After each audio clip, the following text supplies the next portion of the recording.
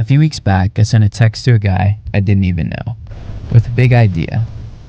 And a few days later, I found myself in the middle of Nebraska on a boat with a guy named Kevin, who's on an adventure to write a song in every country in the world.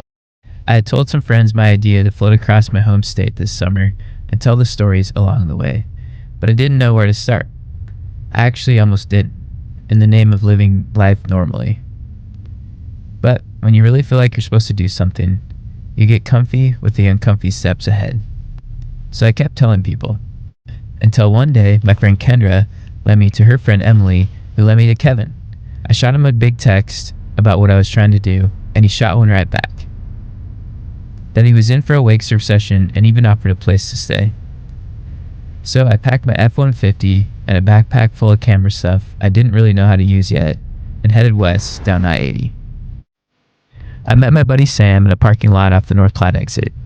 We've been talking about floating across Nebraska since this winter, so I knew he had to join me for this first one. Before Kevin was free to surf, we decided to fish a couple lakes around North Platte. The first one was literally off the interstate exit. You could hear the trucks zooming by, hot, windy, and honestly pretty discouraging to start, with no fish. But that's fishing. Gritty, so hot our eyelids were sweating, and full of Gatorade and chocolate donuts, we pressed on and found a cold water inlet off Kevin's lake. And 5 minutes in, we had fish on the line. Not big, but big enough to make a couple fishermen smile.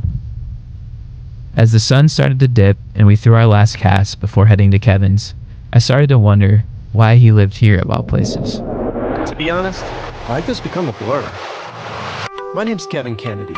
I'm a singer-songwriter from North Platte, Nebraska, on a mission to write 7 songs on 7 continents in 7 weeks. But watching him on his home lake, I could see where it all started, on a boat, and why he comes back here. As we floated, I saw this guy who loved the water, but even more, loved others. Letting 2 strangers stay in his home, sharing one of his favorite ways to adventure, and coaching us up too. With each pass, the storm clouds building and the daylight dimming, Kevin would give Sam another tip. And each time he'd get closer. Until it happened. And 2 groups of friends that barely knew each other erupted in joy. What Kevin taught me in that moment was what he was living out in his adventures all over the world. That in his journey to find the gold in his own story, and who he was, and what's good in the world, he's inspiring us to do the same. I'm thankful we got the chance to meet and float with Kevin. Next up, we head east to catch bass with Hunter the lure maker.